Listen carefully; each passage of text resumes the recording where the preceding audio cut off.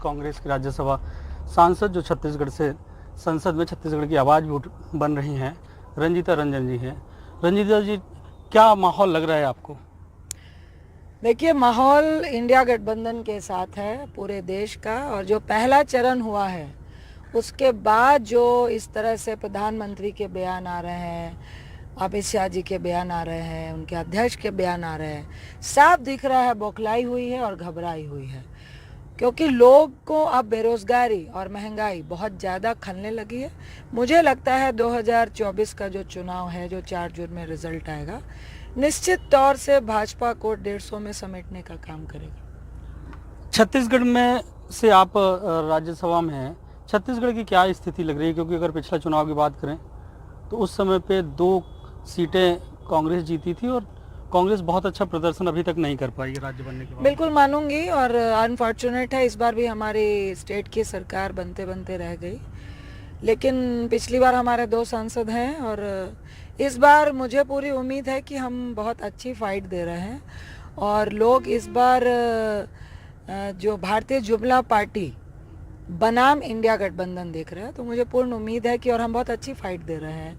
हमारे पूर्व सीएम यहाँ से लड़ रहे हैं, स्पीकर साहब की पत्नी जो यहाँ से सांसद है वो लड़ रही हैं, हमारे होम मिनिस्टर साहब जो तामध्वज साहू लड़ रहे हैं, बस्तर में बहुत अच्छी हम फाइट दे रहे हैं। तो मुझे लगता है कि हम बहुत बढ़िया फाइट दे रहे हैं और अच्छा रिजल्ट निकलेगा। ये कहा जाता है कि हिंदी बेल्ट में उत्तर प्रदेश है और बिहार, इन दोनों राज्यों से अगर जिसको बहुमत मिल गया, जिनको साथ मिल गया वहाँ की जनता से, वो सरकार बनाते हैं। उत्तर प्रदेश में आपको क्या लग रहा है और बिहार में?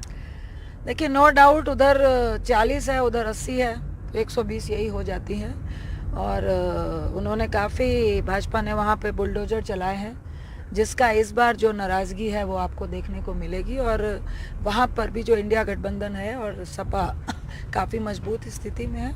मुझे लगता है कि हम लोग वहाँ से जो पिछले बार का जो 2019 का जो रिज़ल्ट है उससे बहुत बेहतर होगा और हम काफ़ी सीटों पे विजय पाएंगे। और जहाँ तक बिहार का सवाल है, नीतीश बाबू को चंद महीने 2024 के चुनाव से पहले अपनी ओर लेना और नीतीश बाबू का 5वीं बार पलट जाना और किस मजबूरी में पलट जाना, यही उदाहरण काफ़ी है कि हम लोग काफ़ी मजबूत है बिहार में।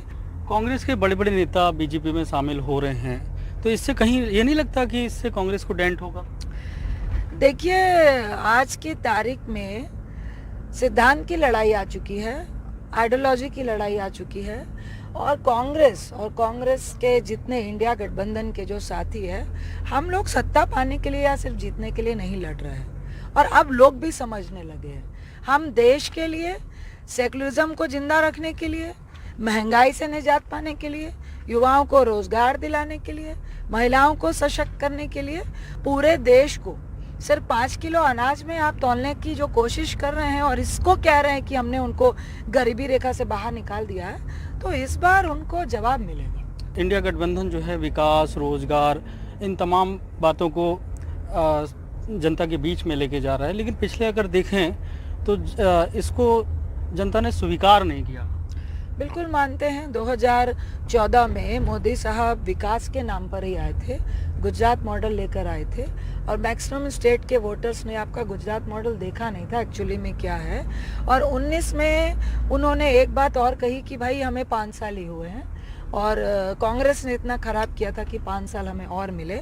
और बहुत सारी ऐसी चीज़ें हुई थी देश के नाम पे, आपको मालूम है अब 10 साल में सब लोग समझ चुके हैं कि ये वादे तो करके आते हैं डेवलपमेंट के, इंफ्रास्ट्रक्चर के, रोज़गार के, महंगाई को कम करने के, और हर बार इनका मुद्दा बदलता है और लोगों को पोलराइज करते हैं, लोगों को गुमराह करते हैं। और 2019 में नो डाउट इन्होंने देशभक्ति के नाम पे लोगों को गुमराह किया था। अब लोगों को समझ आ चुका है कि हर व्यक्ति, हर हिंदुस्तान का व्यक्ति देशभक्त है और किसी भी मौके पे कोई भी व्यक्ति पेट में ना भी भोजन हो, वो अपने देश के लिए लड़ाई लड़ने के लिए तैयार है।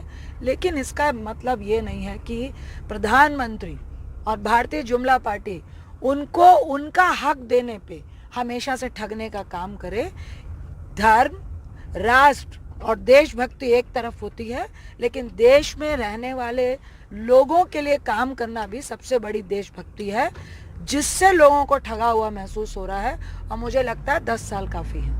हमारे साथ थी रंजिता रंजन जी, जिन्होंने राष्ट्रीय और छत्तीसगढ़ के तमाम मुद्दों पर बात की और कहा कि कांग्रेस जो 1 लाख रुपए देने के वादा कर रही है उस पर महिलाएं कनेक्ट हो रही हैं और केंद्र में इंडिया गठबंधन की सरकार बनेगी और बीजेपी 150 से ज़्यादा पार नहीं करेगी। रायपुर से जुल्फिकार अली, एनडीटीवी के लिए।